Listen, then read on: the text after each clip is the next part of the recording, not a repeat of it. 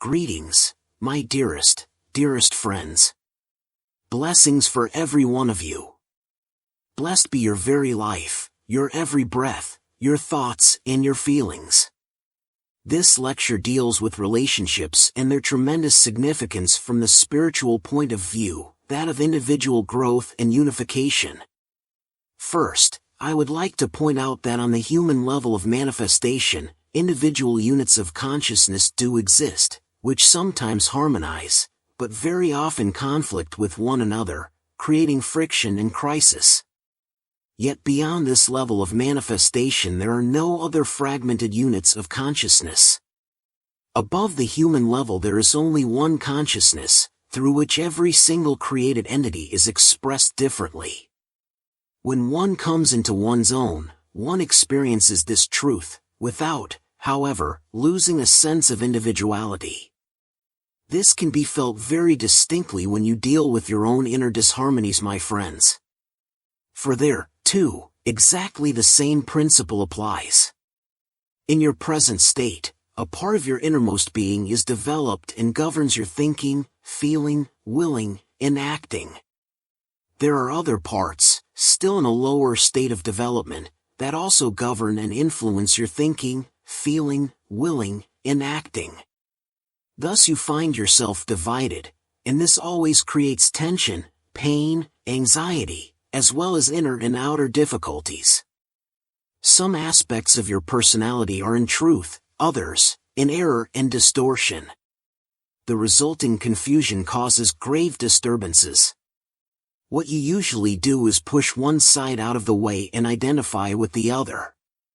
Yet this denial of a part of you cannot bring unification.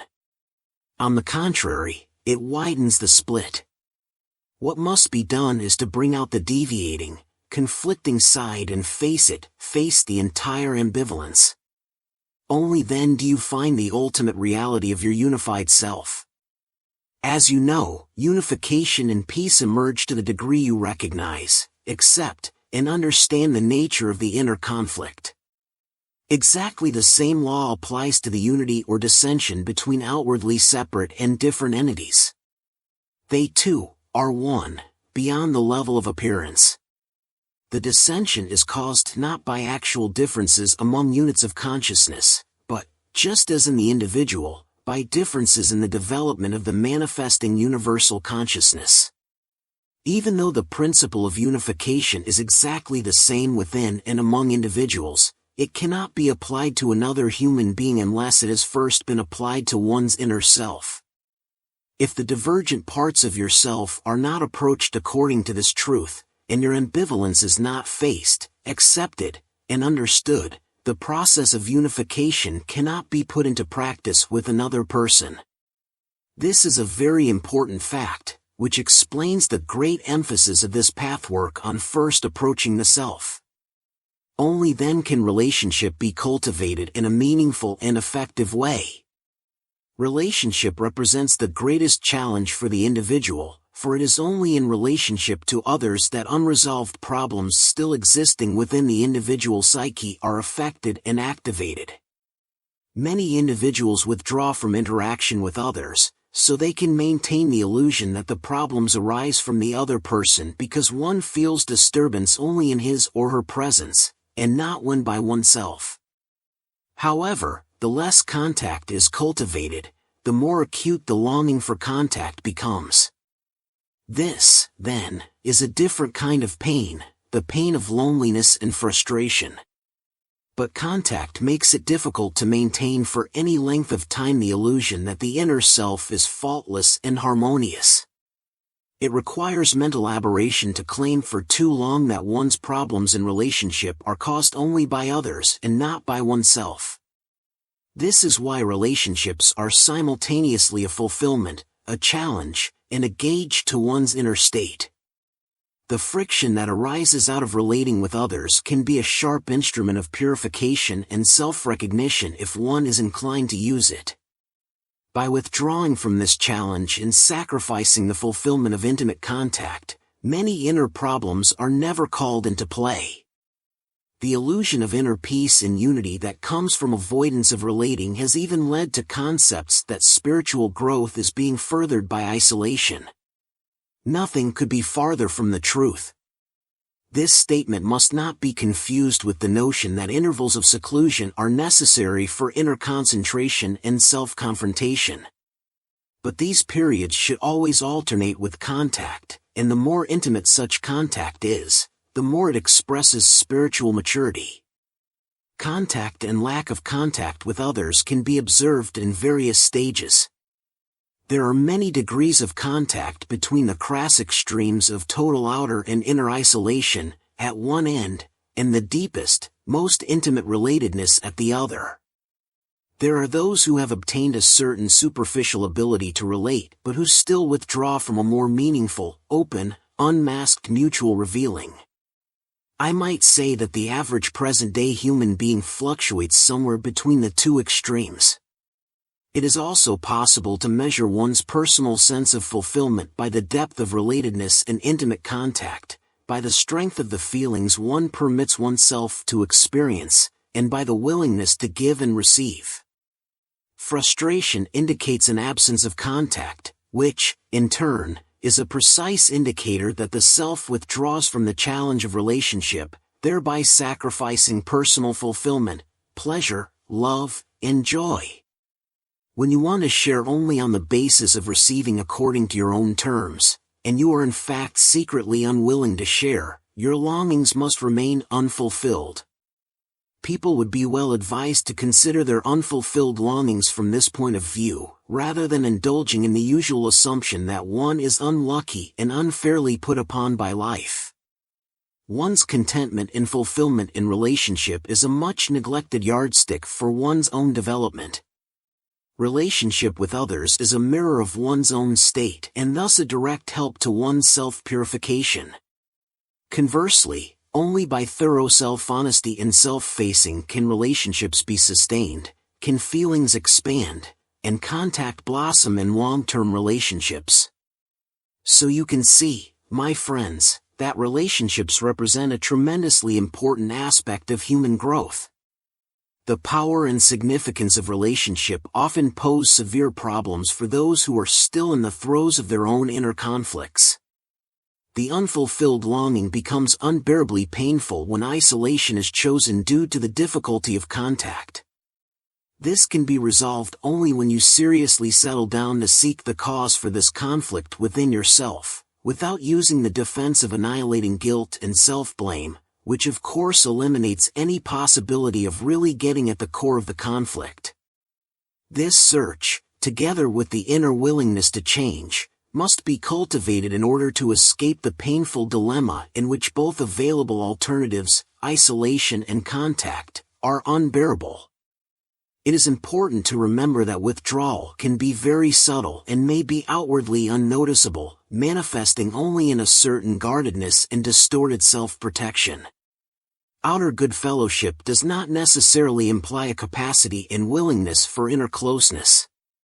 For many, closeness is too taxing. On the surface this seems related to how difficult others are, but actually the difficulty lies in the self, regardless of how imperfect others may also be.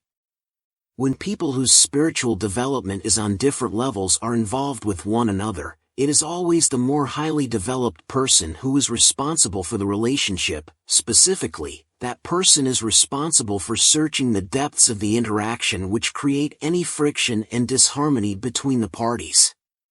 The less developed person is not as capable of such a search, being still in a state of blaming the other and depending on the other's doing right in order to avoid unpleasantness or frustration. Also, the less developed person is always caught up in the fundamental error of duality. From this perspective, any friction is seen in terms of only one of us is right. When caught up in dualistic thinking, such a person, when noticing a defect in the other party, will automatically assume innocence, although in reality his or her own negative involvement may be infinitely more weighty than the other person's. The spiritually more developed person is capable of realistic, non-dualistic perception. That person may see that one of the two may have a deeper problem, but that does not eliminate the importance of the possibly much lesser problem of the other one. The more developed one will always be willing and able to search for his or her own involvement whenever he or she is negatively affected, no matter how blatantly at fault the other may be. A person of spiritual and emotional immaturity and crudeness will always put the bulk of the blame on the other. All this applies to any land of relationship, mates, parents and children, friendships, or business contacts. The tendency to make yourself emotionally dependent on others, the overcoming of which is such an important aspect of the growth process, largely comes from wanting to absolve yourself from blame or extract yourself from difficulty when establishing and maintaining a relationship. It seems so much easier to shift most of this burden to others. But what a price to pay! Doing this renders you helpless indeed and brings about isolation, or unending pain and friction with others. It is only when you begin truly to assume self-responsibility by looking at your own problem in the relationship, and by a willingness to change, that freedom is established and relationships become fruitful and joyous. If the more highly developed person refuses to undertake the appropriate spiritual duty to assume responsibility for the relationship and look for the core of dissension within, he or she will never really understand the mutual interaction, how one problem affects the other. The relationship must then deteriorate, leaving both parties confused and less able to cope with the self in others. On the other hand, if the spiritually developed person accepts this responsibility, he or she will also help the other in a subtle way. If he or she can desist from the temptation to constantly belabor the obvious defects of the other and look within, he or she will raise his or her own development considerably and spread peace and joy. The poison of friction will soon be eliminated. It will also become possible to find other partners for a truly mutual growth process. When two equals relate, both carry the full responsibility for the relationship. This is indeed a beautiful venture, a deeply satisfying state of mutuality. The slightest flaw in a mood will be recognized for its inner meaning and thus the growth process is kept up. Both will recognize their co-creation of this momentary flaw, whether it be an actual friction or a momentary deadness of feelings. The inner reality of the interaction will become increasingly more significant. This will largely prevent injury to the relationship. Let me emphasize here that when I speak of being responsible for the less developed person, I do not mean that another human being can ever carry the burden for the actual difficulties of others. This can never be. What I mean is that difficulties of interaction in a relationship are usually not explored in depth by the individual whose spiritual development is more primitive. He or she will render others responsible for his or her unhappiness and disharmony in a given interaction and is not able, or willing, to see the whole issue. Thus that person is not in a position to eliminate the disharmony. Only those who assume responsibility for finding the inner disturbance and mutual effect can do so. Hence the spiritually more primitive person always depends on the spiritually more evolved one. A relationship between individuals in which the destructiveness of the less developed one makes growth, harmony, and good feelings impossible, or in which the contact is overwhelmingly negative, should be severed. As a rule, the more highly developed person should assume the initiative.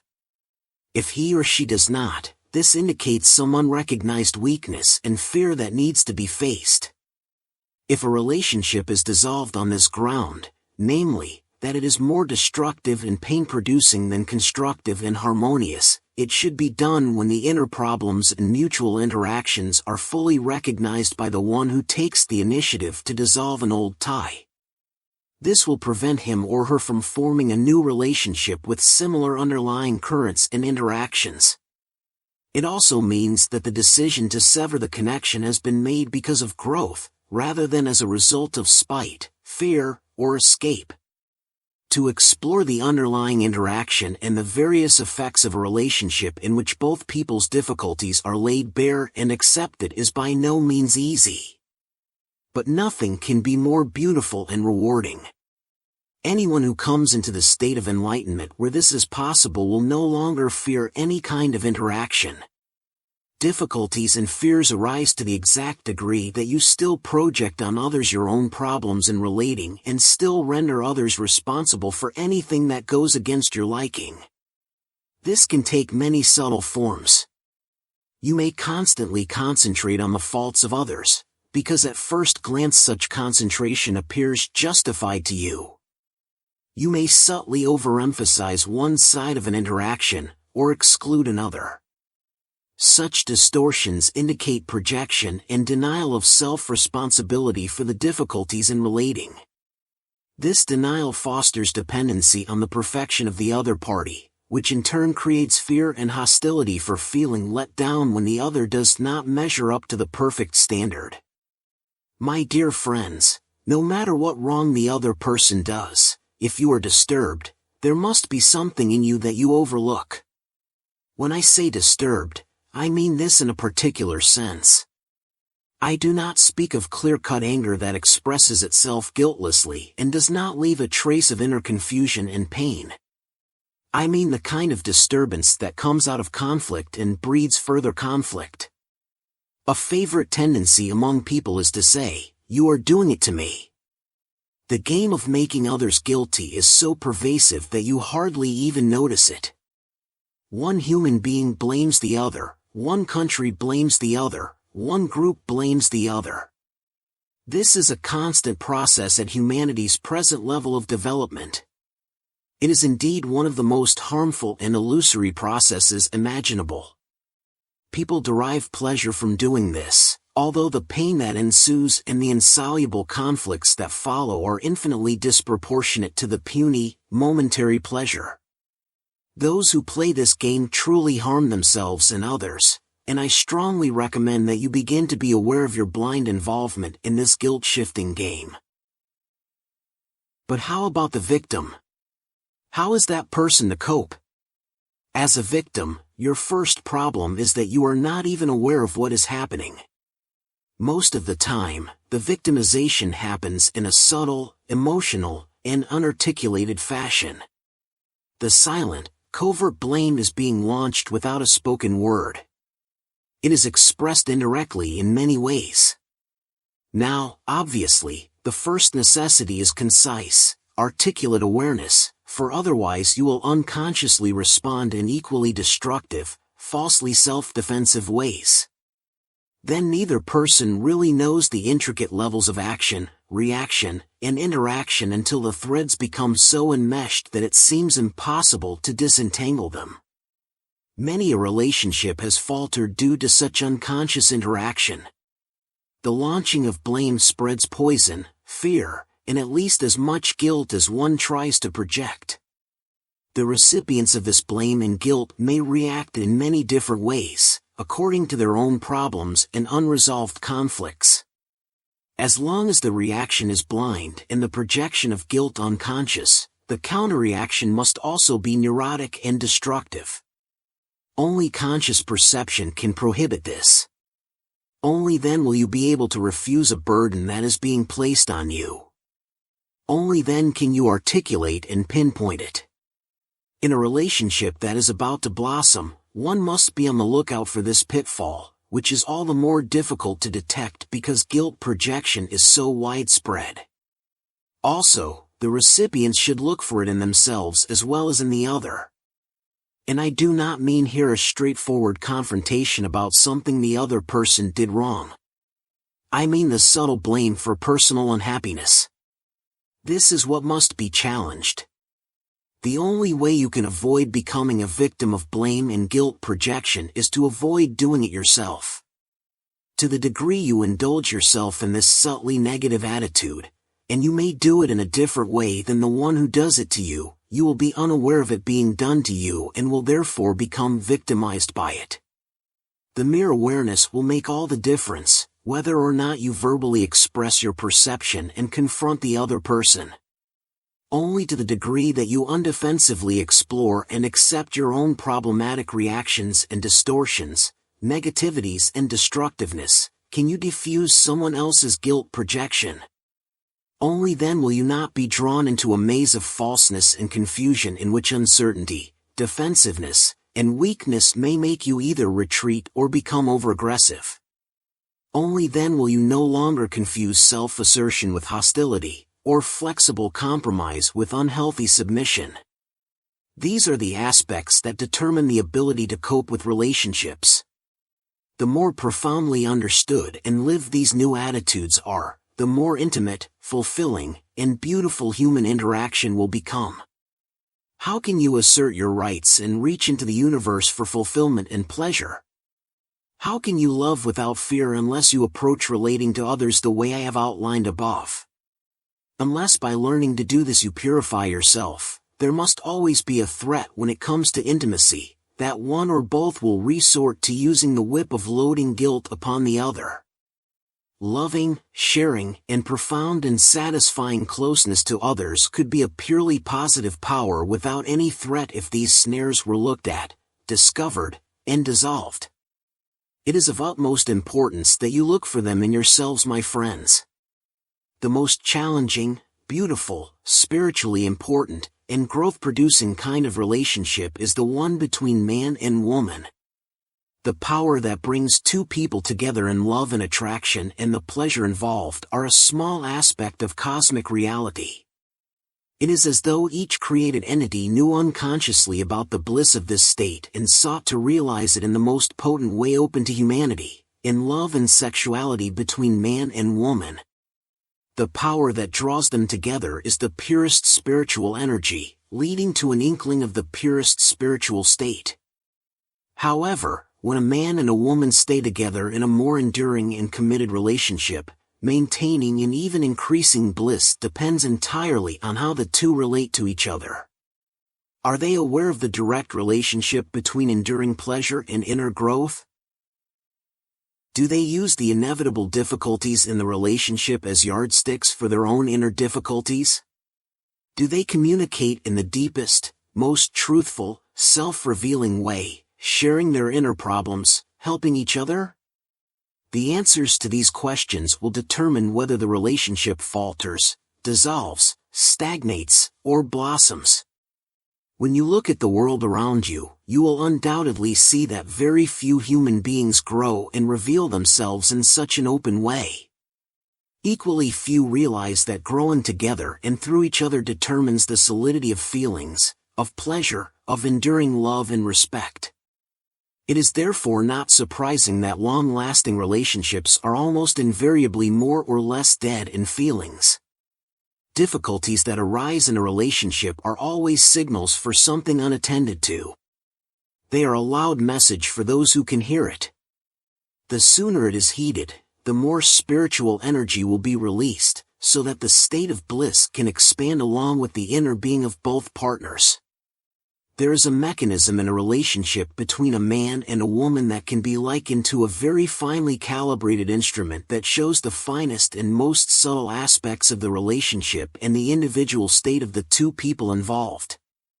This is not sufficiently recognized by even the most aware and sophisticated people who are otherwise familiar with spiritual and psychological truth.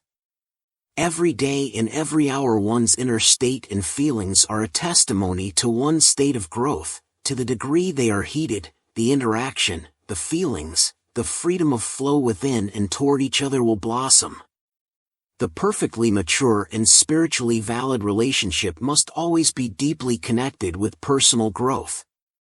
The moment a relationship is experienced as irrelevant to inner growth, left on its own, as it were, it will falter. Only when both grow to their ultimate inherent potential can the relationship become more and more dynamic and alive. This work has to be done individually and mutually. When relationship is approached in that way, it will be built on rock, not sand. No fear will ever find room under such circumstances. Feelings will expand, and security about the self and each other will grow. At any given moment, Each partner will serve as a mirror to the inner state of the other and therefore to the relationship. Whenever there is friction or deadness, it is an indication that something must be stuck. Some interaction between the two people remains unclear and it needs to be looked at. If it is understood and brought out into the open, growth will proceed at maximum speed, and, in the dimension of feeling, happiness, bliss, profound experience, and ecstasy will become forever deeper and more beautiful, and life will acquire more meaning. Conversely, fear of intimacy implies rigidity and the denial of one's own share in the relationship's difficulties. Anyone who ignores these principles, or who pays only lip service to them, is emotionally not ready to assume the responsibility for his or her inner suffering either within a relationship or in its absence. So you see, my friends, it is of the greatest importance to recognize that bliss and beauty, which are eternal spiritual realities, are available to all those who seek the key to the problems of human interaction, as well as to loneliness, within their own hearts. True growth is as much a spiritual reality as a profound fulfillment, vibrant aliveness, and blissful, joyous relating. When you are inwardly ready to relate to another human being in such a fashion, you will find the appropriate partner with whom this manner of sharing is possible. It will no longer frighten you, will no longer beset you with conscious or unconscious fears when you use this all-important key. You cannot ever feel helpless or victimized when a significant transition has taken place in your life and you no longer render others responsible for what you experience or fail to experience. Thus growth, and fulfilled beautiful living, become one and the same. May you all carry with you this new material and an inner energy awakened by your goodwill. May these words be the beginning of a new inner modality to meet life, to finally decide, I want to risk my good feelings, I want to seek the cause in me, rather than in the other person, so that I become free to love. This kind of meditation will indeed bear fruit. If you carry away a germ, a particle, of this lecture, it has truly been fruitful. Be blessed, all of you, my dearest friends, so that you become the gods that you potentially are.